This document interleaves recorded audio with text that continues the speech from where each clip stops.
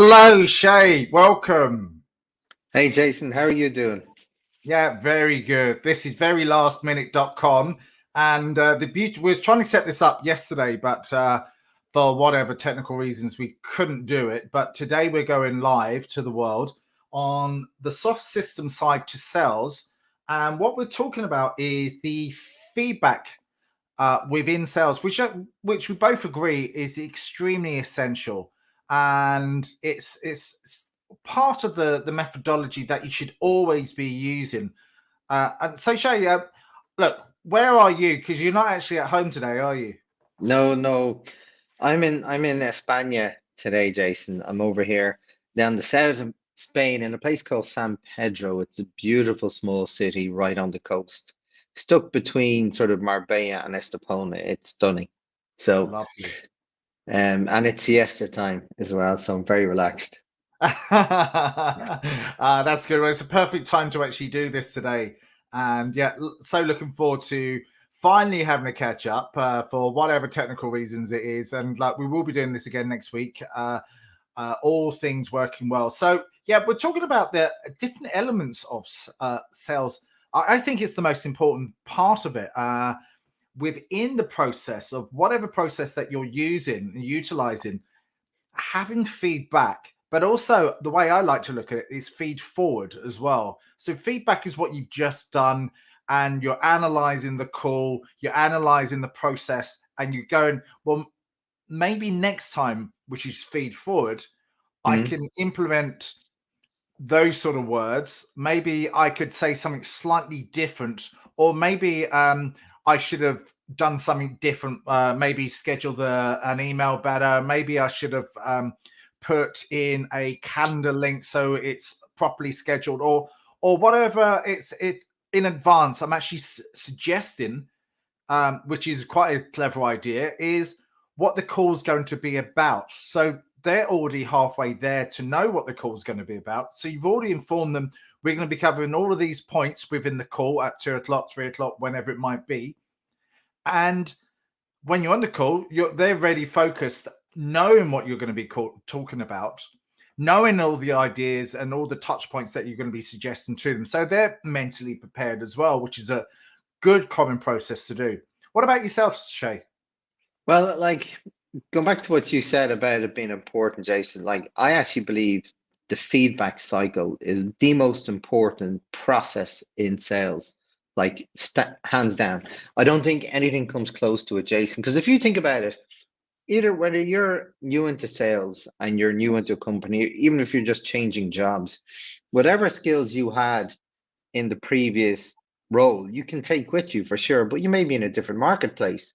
So the only way you're going to learn this marketplace is through feedback, through all the conversations at the different stages of the sales cycle. So then every time you get the proverbial door shut, you know, well, what can I do differently next time so that doesn't Mhm. happen? And that's at the inquiry process. That could be at like a phone call, cold call, it could be at a meeting, it could be at a proposal, it could be an after sale process. Every micro step along that journey, you Mm. have to really start from scratch again. And the only way you'll improve it is by feedback. And as you said, feed forward then. Keep iterating what you've learned to make it better and better. And it's like you make little incremental improvements step by step. So over the course, 3, 6, 9 months, all of a Mhm. sudden you've got a process that's highly tuned, like a well-oiled machine. Yeah, I think that's absolutely essential. Like before we got on to do this live broadcast today, we was discussing five steps which can be used, but it depends on yourself. But we was looking at some simple steps, and let's have a look at the first one. Like if you're part of a team and you're having your team meeting and whatever it might be, get everyone involved in the process early on.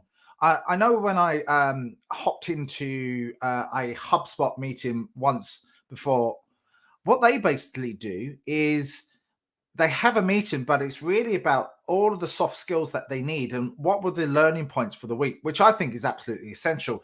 Rather than going through the numbers, I think that should be left for another time. But this is really core essential to help everyone get involved: is what worked, what didn't work, who did something exceptionally well, what did they do specifically, and let's model what they had done, so we can all learn that process of going, well, that worked, and then make it your own. Make it your own. Use the points and maybe use some of the conversation language that on the linguistics that they might have used along the way, or the setup, or whatever it might be. And it is that test until you get it right. Totally, Jason. It's all about test, because like you're putting the finger, like you can't predict the future, especially when it comes to sales. All you can do is build a really strong process that you know whether did I do the process right? That's the first question if you didn't get the sale. And if I didn't, what did I do wrong? And then if you did do the process right, well, what went wrong in the process? Do we need to change the process? And that constant tweaking. And one of the big parts that I love to talk about with clients, and I've used this in many different environments, Jason. This is a tool that I learned through engineering, through my process manufacturing days. And it's called the Pareto Rule, right? The 80-20 rule, right? Pareto, yep. So, and how do we apply this to sales? So I'll give you two examples, right? And it's all about feedback. So first of all, when you have a sales meeting, like with a prospect, and you don't get the sale, right? So imagine you asked for feedback why you didn't get the sale. So you imagine you did that for every unsuccessful sales meeting you had, for every day of the week, every week of the month, and at the end of the month, that you had this amazing data that you can then do a Pareto analysis on. What were the top 20% of reasons why customers didn't buy from me? Yep. And then what can I change next month so they're not like a roadblock to them anymore? You know, and you won't get it always right, but the whole point is every month you should be able to be reducing the resistance factors to people not buying. And the other mechanism, Jason, is like, even if you're in a retail environment, like people talk about marketing, and marketing can be expensive money. And so say you're in a shop, you're running a retail store, and there's people coming in. Imagine through the course of conversation, without pushing them, that you could maybe, whether they buy off you or not, that you could come away with 3 to 5 pieces of information just from listening to them. And by asking, like in the course of a conversation, 3 to 5, like general questions that would be part of a sales conversation. And again, over the course of the month, if you did that for every person you talk to every day of the week, every week of the month, you have amazing data that you can then look at. What do my customers want? You know, and this is to me feedback, you know, and you do that at every micro step, Jason, and that's the only way you can improve. But it's so surprising that not many people do this, which is really quite surprising. It's like they go through the sales process with blinkered visions on and thinking that everything's going to work, and they go, well, maybe I'll learn that, maybe I'll do something out. But you're right, the Pareto rule, and that's been turned, it's pretty much 20% of your clients are there looking after, the rest of them are still out there. So you have to keep hunting and gathering to try and get them into that 20% of your privileged client base that are loyal to you, that work with you, that want to engage with you on a day-to-day basis. But it's then the other that are out there that you need to keep feeding in and trying to get them back into that 20. So the next part, as we all discuss, is the focus on more than just data. Data is essential. We know that. The CRMs that we can learn from is essential. And the customer communication to us is to write that down and to learn that. And that probably goes back to your Lean Stigma Master, Jedi mind trick stuff that you used to do. Jedi sounds good, Jack. Jedi sounds So all of that lean stuff is, but it is the data is essential. The soft skills are essential within the feedback loop as well. There's lots of different software out there that actually now, one I'm thinking of is called React. And what that does is when you're on a phone call, it picks up all of the tonality of both sides, the salesperson and the buyer or the client, should I say. But it also picks up strings of sentences as well. And then afterwards, it puts it out in a big data a diagram so you can analyze the call. It's pretty sophisticated stuff. So there's that, but okay, that's pretty cool. But there's other things you can do as well, whatever it might be. I always suggest is to try, if you're on the phone, if there is an opportunity to record it for your own purposes, but ask the person if you can. If you're on Zoom, you can ask them. If they say no, then that's fine, and then you can work that. But it's listen to yourself afterwards. Same as your presentation skills. Listen to yourself speak and understand how you speak, and then make it better. And another thing is to have a mirror up in front of you, just so you can see yourself smiling into the camera or whatever. That such simple things, Jason, that have like a substantial impact that you can do yourself. And I think, by the way, going back to the recording, I think that's an excellent tool for both parties, because then if they do enter a relationship with you, then they know that the sales cycle has been ethical and there's a record of that. Because again, I've worked with companies that have sold things to people that they didn't need, and then there's legal stuff involved, like there's cases opened and it gets messy. So I do think that recording can be beneficial for both parties. But again, and to the other point you mentioned about data is fantastic, Jason, but the problem with data these days, we have too much of it. We have a situation where we track everything, every performance indicator as opposed to key. So then we get lost. Which ones are the key? We've lost sight of those 3 to 5 ones.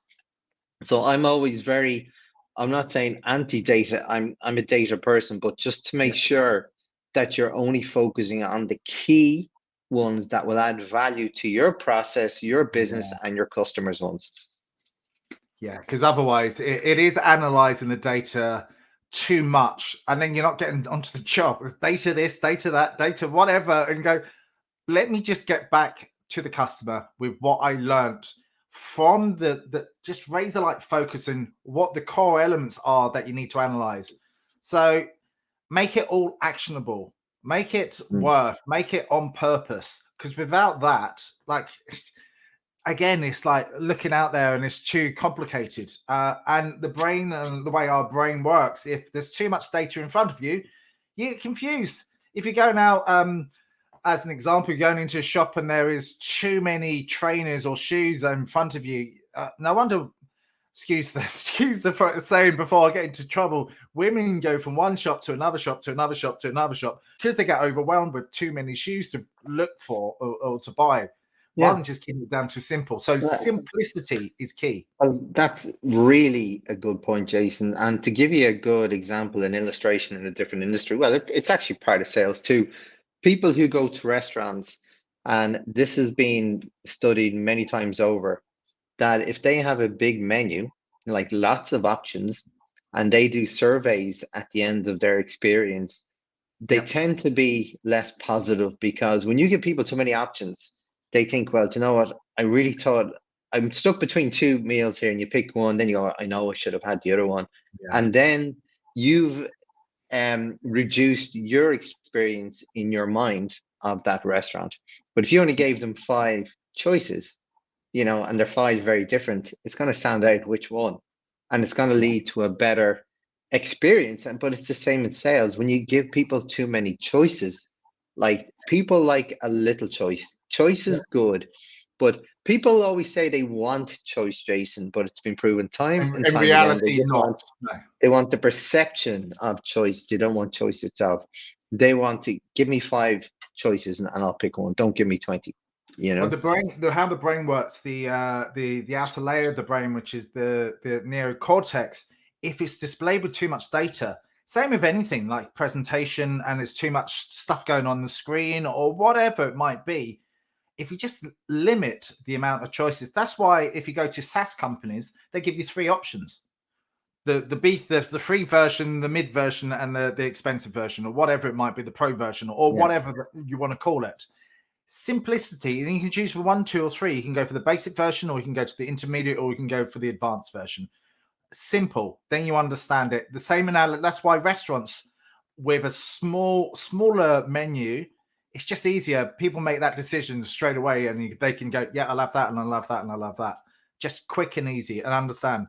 So what about discussing the results with employees? How can we work? Because that's feedback loop as well. How can Yeah. us as sales leaders give that data, give that back into a positive way so they can learn, adjust, and go out and make results?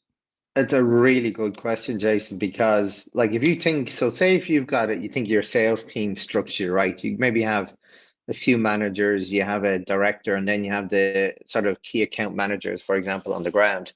The key account, their commitment to the equation is that they knock on doors, right? Mhm. Then they give feedback in whatever in their CRM system. They put in what happened, what went well, what didn't, and so forth.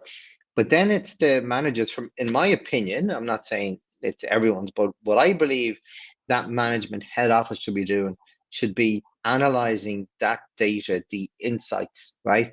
And like insights can be sort of, ambiguous sometimes, or they can be sort of qualitative and I have an opinion and you have an Mm, opinion, Jason. So going back to your point, that discussion, there has to be sort of a like an agreement, a commitment that we all agree on the insights, right? Because then we go back to our account manager, go, look, this is what the data is telling us, and this is what we think you should do differently. Let's yeah. try this again and see what happens, and let's remeasure again and iterate it. And but there has to be that consensus, Jason. We can't have other people say, no, that's not what I think. That's what I think. You have to make sure you get those insights like And agreed between everyone. And I think we also have to get buy-in from people as well. Mm. Like once they've analyzed the data, it's like running a new workshop in front of a whole load of people that you haven't spoken before. Initially, you have to get that buy-in from the people that it's there to help you. This is here to help you. This is help you to learn. This is here to help you grow. This is here to make you more successful. Do you want to be more successful? Easy for me to say today. I haven't had a beer yet, so yeah, easy for me to say. So it is framing that in the right way, and it goes with your sales team and how you pivot the data back to so people learn and grow. So you as a sales manager, sales leader, you have your team, then you have to get them to have buy-in to this is what you need to do next time because I reviewed what you've done. I think you've done something really well, but I think next time you should say and suggest something. But the biggest accountable heads out there, the people that really want to drive sales and really want to feed their own data, they're the ones that are going to be successful without actually being told to do it by their Mm. managers or their whoever. Yeah, but that's it, Jason. Like if a process, yeah, has got the right level of motivation built into it, like, and I think that's another really good call out because sales can be a greedy um area sector of business where people will just go, well, look, I want to get my commission. I don't care how ops do it in the background. They've moved on. I've got my commission. I've got to sell. So it's very important to be mindful of what you're selling and who you're selling to because like yes, it's very easy to say like I'll get my commission and that's all well and good. But here's the thing, Jason, that's only you're not looking past your nose because you'll only ever get one sale from that person if you haven't sold them right. And if they feel they've been sold unethically, they'll never come back. And in fact, they could complain, Yeah. So if you really want to do the right sales, the right type of sales, you play the long game. And sometimes, Jason, that's another one. And again, I believe this is a big part of that feedback loop. When you're doing Mhm. that inquiry process with a prospect and you've gathered all the information, so you can come to a conclusion, and that could be one of multiple things. One is I can help this person or help this Yeah. company, right? And this is how. Second of all, I can help them a little bit or 80%, but I need to let them know I can do X, Y, Z, not one, two, three. But Yeah. then the Yeah. third one, Jason, and trust me, I've learned this the hard way myself, that I cannot help this person. And then you say, well, look, I don't think I'm in a position, I don't think our services will solve your problems. So I'm I going think to, that's a really good thing to do actually yeah. because I love what you just said there, Shay, because sometimes you just need to go, well, I just cannot help you. Maybe someone else can help you, which it just shows that you're open and honest and trustworthy with the client. And, they will respect you for that.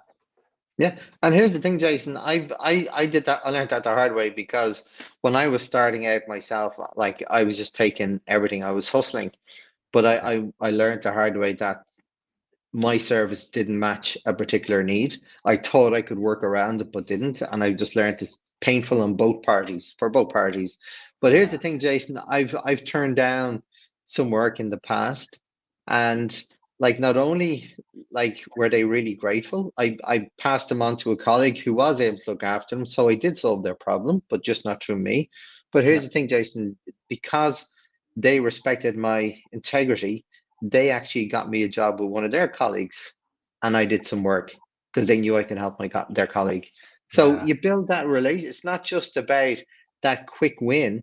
It's all It's about about, the longevity, really, yeah, isn't it? it's about It's the longevity because they're all part of your network at the end of the day, Jason. Because if you think of absolutely. sales, like you're not just building clients, you're building a network, a community that you may not be able to help now, but you could do in the future. You may switch jobs, and then you Yeah. could come full circle to that colleague or that prospect again. I did exactly that this year. The client wanted certain aspects in a training, but I knew the trainees, and I was going, but I don't think they're ready for that. So I'm actually not going to do that because I don't think it's right. You have to trust your gut feeling rather than get the Mm, brain in the way. The brain will say, "Yeah, I'll do it. Yeah, doesn't matter," but it does matter. It matters so much because you're just pitching at a level which is not congruent to exactly what is needed. So mm. I did that. I've done it a couple of times this year. Just one time that I'm thinking of right now, I just refused it because it just wasn't right. And as much as they wanted it, I said, it's just not right for you. This is what I would recommend, but that's down to you. I'll leave that with you and come back to me when you're ready, and we'll do the proper process with you because that makes a lot more sense. So let's have a look at the fifth part of it before we conclude today is creating opportunities for employees to take action. Mm, yeah, like how that's such an open. There's so many avenues you could go down there, Jason, right? Because the end of the day, you want to create a team of motivated people, right? And I think we spoke about this on one of our other lives. We talk Yeah. about, so you've got the business coming hard down on the sales team. You have to get 10% more sales, right? Mhm. So you have a choice, Jason, as a leader. You can go, well, you know what? This is what they say. We have no choice. But here's the thing: people will lose faith and trust in you very, very quickly. Mhm. But if you go in as a sales leader, and go, look, we have to get 10% more sales. This year we have to increase our targets and profits by that. Let's brainstorm this together. Let's figure this out together. And we will get there, I've no doubt, but we need to work together. And here's the Yeah. thing, Jason, when you start building that community around the team, because like as you know, sales can be quite an individualistic Yeah. process. Yeah. Yeah. People Yeah. like to do things themselves. But when you get them working as a team, Jason, I tell you now, they're the best people to work with because they're so once they can start seeing by working together will help them develop more relationships and potentially clients, it's amazing how motivated they get. So that for me, the answer is how can you get them working better together? And yeah, cohesively as well. And Yeah. like, I think it's good when they do that because two people can work side by side on an account. Because sometimes two ears are better than one. And so bring them in on meetings, get them to show different aspects. If they're more technically orientated and they have a different side of their brains that they use than someone else, it's like chalk and cheese. So Mm. working in different sort of facets and understanding the process, then you can drill down and help the customer even more so just by asking slightly different questions. If someone's more technical and someone's more this, that, and the other, I think that's really cohesive and works really well in communicating to the clients, helping them get what they need. And that's what it is at the end of the day. It's helping them solve their problems. Yeah, absolutely. Well, I think we've concluded for today. And look, it's awesome that you jumped on all the way from sunny Spain. I'm sure you're Mm. going to go out and enjoy the rest of the day. So, the 5 essential steps. Did you want to run through that? Yeah, well, the first one, Jason, as we talked about, right? We talk about get everyone involved in the process. It's so important that, as we just talked about, getting that cohesion within the team, right? Yeah. And then we talked about it. It's much more than data. Yeah. There's the quantitative and qualitative side to ensure that like you're looking at all data will tell you so much, but at the end of the day, it's people with people, not Yeah. numbers with numbers, right? And I think that's more so important in sales than any other place because it's about building Absolutely. relationships, right?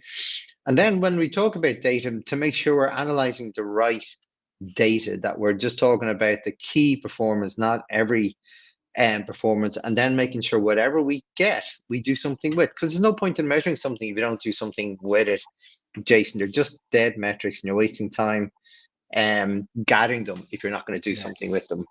And then we talked about discussing all the results, getting those insights to ensure that whatever that data is telling us, that we've got an agreement between us all, and then a commitment about what do we do next. And then finally, we Mhm. talked about the opportunities for employees to take action. And I always believe, again, which is like it's been systemic through all those points, is about how can you get them working better together as a team to ensure that they're cohesive and they're aligned and they're complementing each other, not contradicting. Awesome. Every week, we're going to be looking at different areas of the sales system, but it's all about the soft and system sides to sales, the triple S. And we're looking at different areas. And all we're here is to help others gain a little bit of knowledge. If they take one thing out of what we've said and suggested today, I think it's helped a lot of people. So, Shay, again, appreciate you jumping on again, and we shall see you next week. Yeah, look forward to it, Jason. Have a good weekend.